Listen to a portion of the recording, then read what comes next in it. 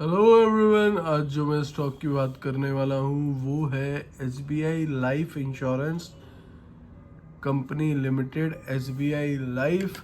इससे पहले मैं हूँ आपका होस्ट एंड दोस्त Ankur Malhotra. Welcome to the new video of our channel stocks with Ankur. इस स्टॉक की बात करने का एक बहुत बड़ा रीज़न है, ये मुझे स्टॉक लग रहा है ओवर बॉट और ये 2026 में ये स्टॉक गिर सकता है। तो इसलिए मुझे लगा ये स्टॉक पे वीडियो बनानी चाहिए। सबसे पहले हम स्टॉक की बात कर लेते हैं। आ, ये कोई बाय और सेल रिकमेंडेशन मेरी तरफ से नहीं है। We are not SEBI registered. हम बाय और सेल रिकमेंडेशन नहीं दे रहे। स्टॉक के सारे फंडामेंटल्स मैं आपको बताऊंगा और मेरी एक पर्सनल एडवाइस भी मैं इस पे बताऊंगा। हमें ये लगता है 2026 में ये स्टॉक परफॉर्म नहीं करेगा और ये स्टॉक नीचे आ सकता है। बाकी आप अपनी रिसर्च करके ही आगे स्टॉक को देखें। चलो शुरू करते हैं। सबसे पहले आप देखेंगे इसकी जो मार्केट कैप है स्टॉक की, वो है आपकी 2 लाख करोड़ से ऊपर। उसके बाद जो करंट प्राइस है दैट इज 2032। हाई लगा है इसका 52 वीक हाई इज 2087 और 52 वीक लो इज 1373। तो सबसे पहला रीज़न है ये स्टॉक अपने 52 वीक हाई के पास है और अप्रॉक्सीमेटली अगर आप इसे देखेंगे तो ये स्टॉक आपका 70% अपने 52 वीक लो से भाग चुका है पिछले एक साल में। अब आ जाते हैं दूसरा रीज़न जो मुझे लग रहा है ये स्टॉक मुझे ओवर बॉट लग रहा है, वो है इसका स्टॉक का PE रेशो। ये प्राइस टू अर्निंग रेशो 83 है। अगर आप नॉर्मल किसी जैसे कि LIC का देखें तो वो 10 या के 11 है। बाकियों का भी ज़्यादा है कि प्राइवेट प्लेयर्स का, लेकिन इसका सबसे ज़्यादा है।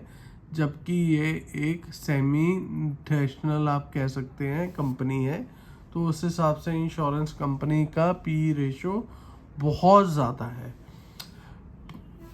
इसके बाद अगला की रीज़न आपको इसमें मिलेगा बुक वैल्यू।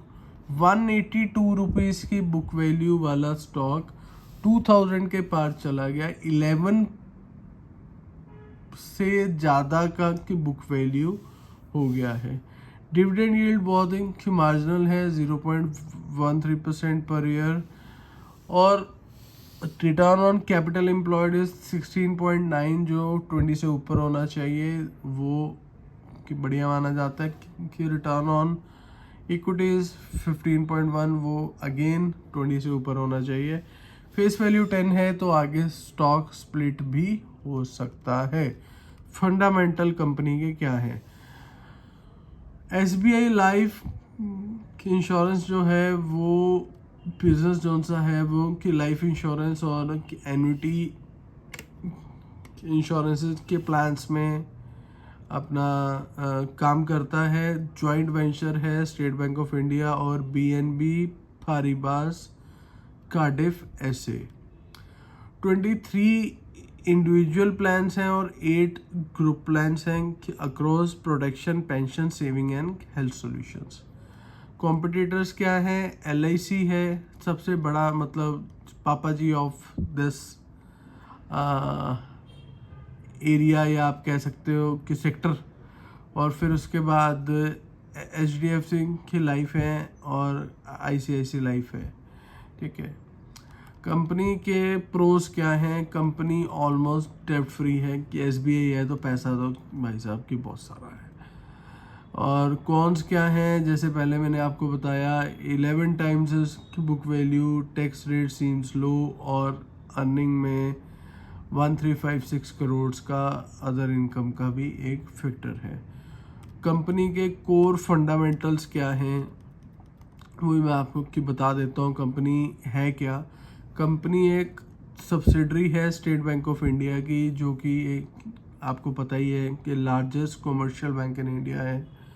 उसके बाद कंपनी का डिवर्सिफाई प्रोडक्ट पोर्टफोलियो है, जिसमें आपके प्रोटेक्शन प्लान्स आ जाते हैं, जैसे कि term on health, saving plans आ जाते हैं, ट्रेडिशनल या कि मार्केट लिंक और कि पेंशन और एनुटिक के प्लान्स आ जाते हैं। एसबीआई के पास कि मल्टी चैनल की नेटवर्क है, जिसमें एजेंट्स, ब्रोकर्स, कॉर्पोरेट एजेंट्स और कंट्रीब्यूशन टू इस हाई मार्केट शेयर है इनका प्राइवेट इंश्योरेंस में भी। फाइनेंशियल्स के लिए हम अब चलते हैं स्क्रीनर पे।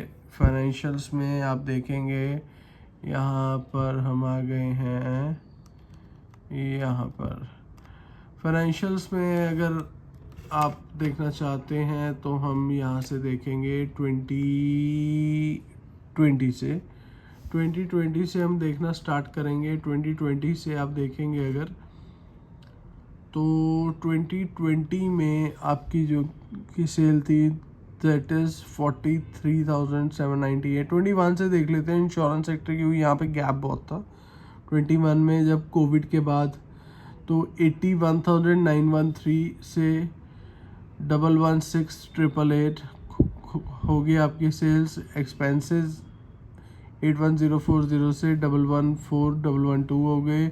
ऑपरेटिंग प्रॉफिट तब 872 था, अब 2,776 हो गया है।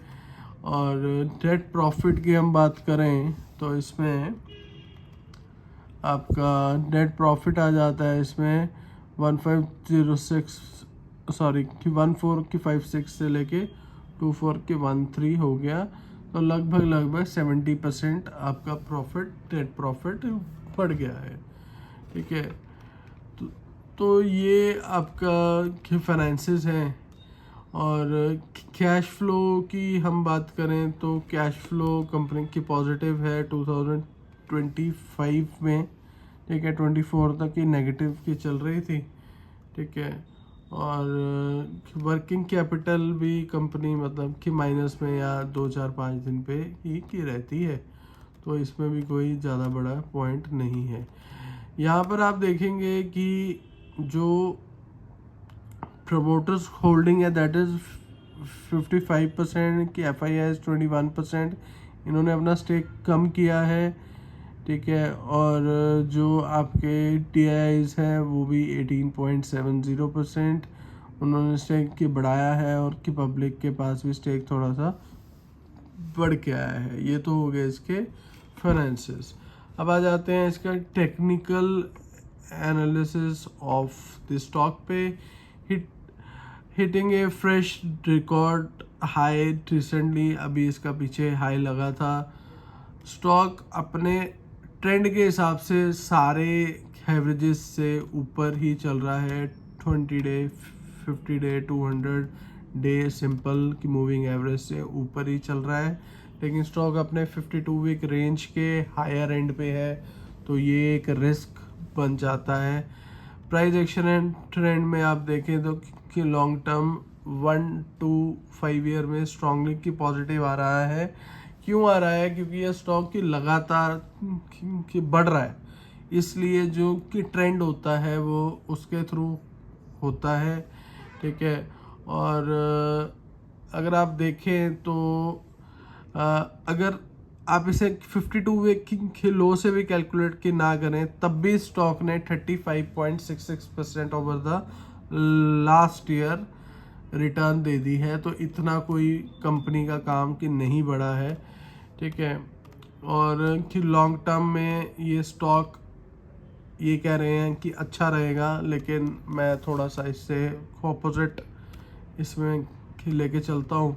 ठीक है, अब आ जाते हैं कि मूविंग के एवरेजेस के ऊपर ट्रेंड कंफर्मेशन में सभी आपको कि बुलिश दिखेंगे, क्योंकि जो 20, 50 और 200 डे की मूविंग एवरेजेस हैं उनसे सबसे ये ऊपर चल रहा है। ठीक है, अब इसमें आ जाते हैं सपोर्ट और रेजिस्टेंस के लेवल में। रेजिस्टेंस लेवल इसका 2055, 2140, 21 की 95 की निकल के आ रहा है। ठीक है। उसके बाद जो सपोर्ट लेवल है वो इसका 1915 और 1860 और 1775 निकल के आ रहा है।